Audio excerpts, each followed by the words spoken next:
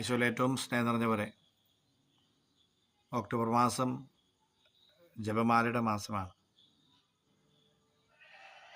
പരിശുദ്ധമ്മയോടുള്ള സ്നേഹം പ്രകടിപ്പിക്കാനും ജീവിതത്തിലെ വലുതും ചെറുതുമായ നിയോഗങ്ങളിലേക്ക് അമ്മയുടെ ശക്തമായ മാധ്യസ്ഥം ചോദിച്ചു വാങ്ങാനും വലിയ കരുതലും സംരക്ഷണവും മക്കൾക്കടുത്ത സ്ഥാനത്ത് നിന്നുകൊണ്ട് അമ്മയിൽ നിന്ന് നേടിയെടുക്കാനുമുള്ള നിരന്തരമായ പ്രാർത്ഥനാഘോഷങ്ങളുടെ നാളുകൾ.